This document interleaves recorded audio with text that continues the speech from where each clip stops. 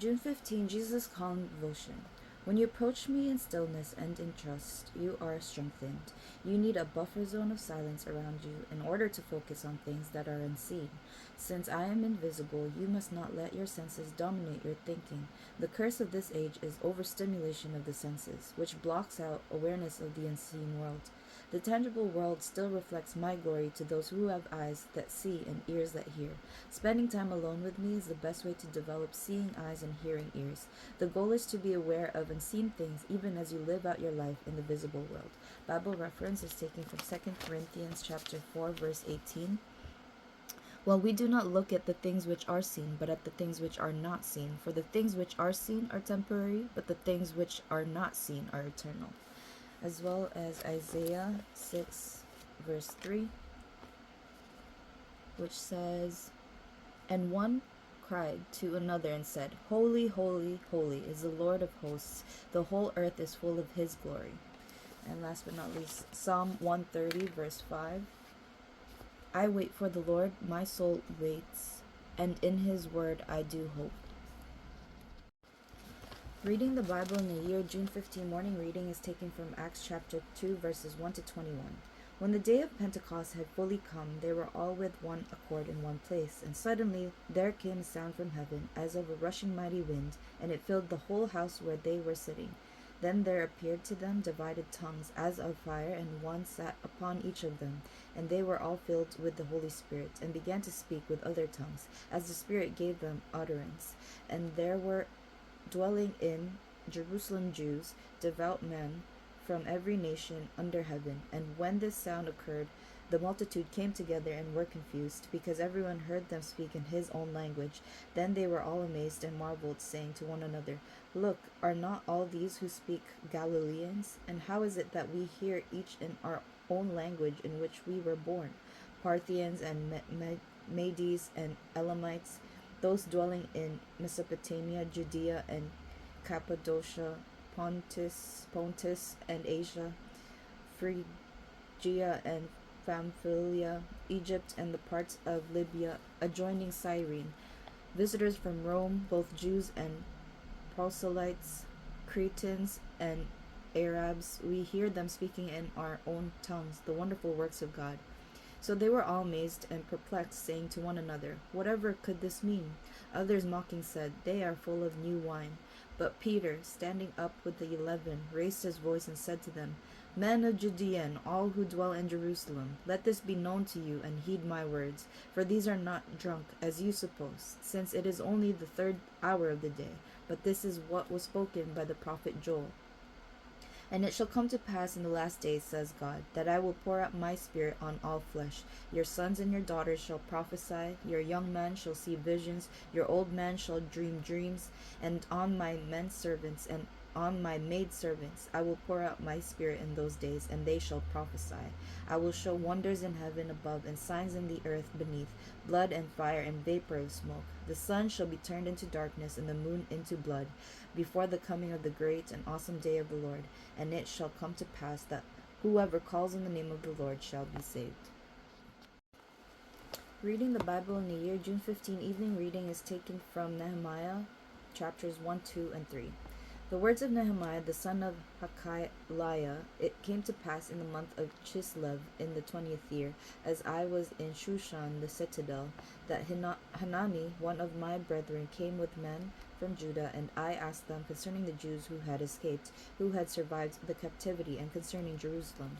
And they said to me, "The survivors who are left from the captivity in the province are there in great distress and reproach. The wall of Jerusalem is also broken down, and its gates are burned with fire." So it was, when I heard these words, that I sat down and wept and mourned for many days. I was fasting and praying before the God of heaven. And I said, "I pray, Lord God of heaven, O great and awesome God, you keep your covenant and mercy with those who love you and observe your commandments. Please let your ear be attentive and your eyes open, that you may hear the prayer of your servant, which I pray before you now, day and night, for the children of Israel, your servants, and confess the sins of the children of Israel, which we have sinned against you. Both my father's house and I have sinned. We have acted very corruptly against you, and have not kept the commandments, the statutes, nor the ordinances which you commanded your servant Moses. Remember, I pray, the word that you commanded your servant Moses, saying, If you are unfaithful, I will scatter you among the nations. But if you return to me, and keep my commandments, and do them, though some of you were cast out to the farthest part of the heavens, yet I will gather them from there, and bring them to the place which I have chosen as a dwelling for my name. Now these are your servants and your people, whom you have redeemed by your great power and by your strong hand. O Lord, I pray, please let your ear be attentive to the prayer of your servant, and to the prayer of your servants who desire to fear your name, and let your servant prosper this day, I pray, and grant him mercy in the sight of this man. For I was the king's cupbearer. Chapter 2. And it came to pass in the month of Nisan, in the 20th year of King Artaxerxes, when wine was before him, that I took the wine and gave it to the king. Now I had never been sad in his presence before. Therefore the king said to me, Why is your face sad, since you are not sick? This is nothing but sorrow of heart. So I became dreadfully afraid, and said to the king, May the king live forever. Why should my face not be sad when the city, the place of my father's tombs, lies waste, and its gates are burned with fire? Then the king said to me, What do you request? So I prayed to the God of heaven. And I said to the king, If it pleases the king, and if your servant has found favor in your sight, I ask that you send me to Judah, to the city of my father's tombs, that I may rebuild it. Then the king said to me, the queen also sitting beside him, How long will your journey be, and when will you return? So it pleased the king to send me, and I set him a time. Furthermore I said to the king, If it pleases the king, let the letters be given to me for the governors of the region beyond the river, that they must permit me to pass through till I come to Judah, and a letter to Asaph, the keeper of the king's forest, that he must give me timber to make beams for the gate of the citadel, which pertains to the temple, for the city wall, and for the house that I will occupy. And the king granted them to me, according to the good hand of my God upon me. Then I went to the governors in the region beyond the river, and gave them the king's letters. Now the king had sent captains of the army and horsemen with me. When Sanballat the Horonite and Tobiah the Ammonite official heard of it, they were deeply disturbed that a man had come to seek the well-being of the children of Israel. So I came to Jerusalem and was there 3 days. Then I arose in the night, and I and a few men with me. I told no one what my God had put in my heart to do at Jerusalem, nor was there any animal with me, except the one on which I rode. And I went out by night through the valley gate to the serpent's well, and the refuse gate, and viewed the walls of Jerusalem, which were broken down, and its gates, which were burned with fire. Then I went on to the fountain gate, and to the king's pool, but there was no room for the animal under me to pass.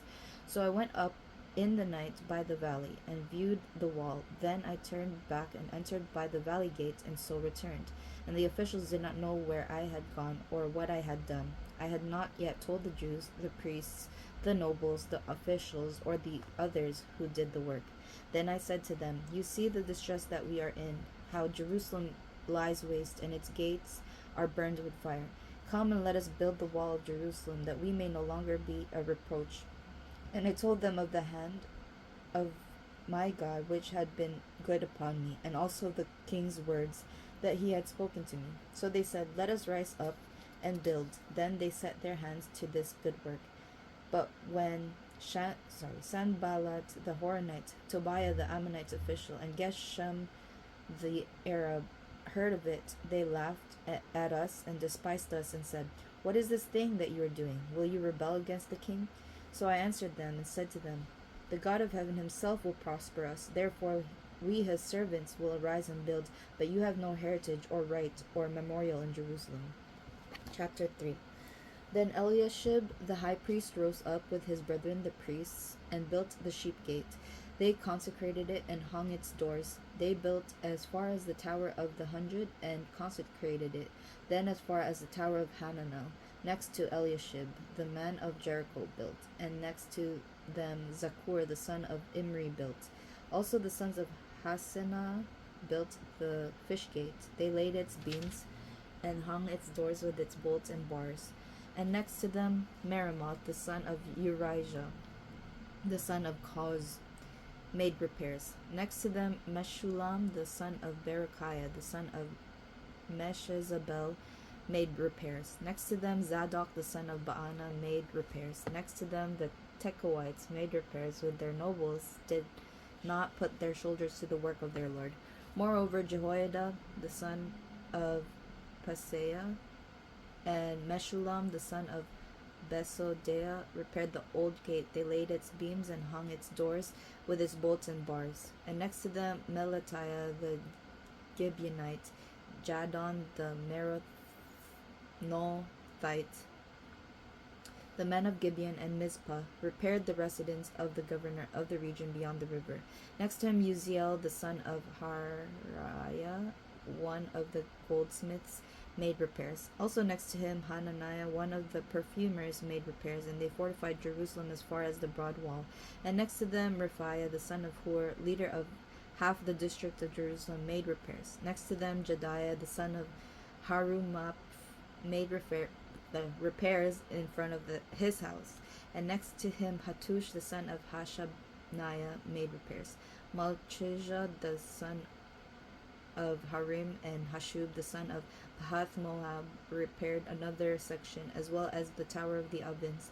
And next to him was Shallum, the son of Halohesh, leader of half the district of Jerusalem. He and his daughters made repairs. Hanum and the inhabitants of Zanoah repaired the valley gates. They built it, hung its doors with its bolts and bars, and repaired 1,000 cubits of the wall as far as the refuse gate. Malchijah, the son of Rechab, leader of the district of Beth Hasarim, repaired the refuse gate. He built it and hung its doors with its bolts and bars. Shallun, the son of Kol Hoseh, leader of the district of Mizpah, repaired the fountain gate. He built it, covered it, hung its doors with its bolts and bars, and repaired the wall of the pool of Shelah by the king's garden, as far as the stairs that go down from the city of David. After him, Nehemiah, the son of Azbuk, leader of half the district of Beth Zur, made repairs as far as the as the place in front of the tombs of David, to the man-made pool, and as far as the house of the mighty. After him, the Levites, under Rehum the son of Bani, made repairs. Next to him, Hashabiah, leader of half the district of Keilah, made repairs for his district. After him, their brethren, under Bavai the son of Henadad, leader of the other half of the district of Keilah, made repairs. And next to him, Ezra the son of Jeshua, the leader of Mizpah, repaired another section in front of the accent to the armory at the buttress.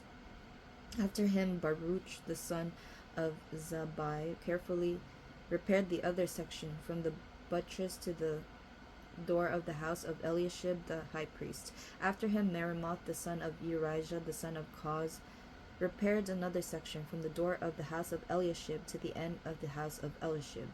And after him, the priests, the men of the plain, made repairs. After him, Benjamin and Hashub made repairs opposite their house. After them, Azariah the son of Maaseiah, the son of Ananiah, made repairs by his house. After him, Benui the son of Henadad repaired another section from the house of Azariah to the buttress, even as far as the corner. Palal the son of Uzal made repairs opposite the buttress and on the tower which projects from the king's upper house that was by the court of the prison. After him, Pedaiah the son of Parosh made repairs. Moreover, the Nethinim who dwelt in Ophel made repairs as far as the place in front of the water gate toward the east and on the projecting tower. After them, the Tekoites repaired another section next to the great projecting tower and as far as the wall of Ophel. Beyond the horse gate, the priests made repairs, each in front of his own house. After them, Zadok the son of Emer made repairs in front of his own house. After him, Shemaiah the son of Shechaniah, the keeper of the east gate, made repairs. After him, Hananiah the son of Shelemiah and Hanun the sixth son of Zalaph repaired another section. After him, Meshulam the son of Berechiah made repairs in front of his dwelling. After him, Malchijah one of the goldsmiths made repairs as far as the house of the Nethinim and of the merchants in front of the Mifkad gate, and as far as the upper room at the corner, and between the upper room at the corner as far as the sheep gate, the goldsmiths and the merchants made repairs.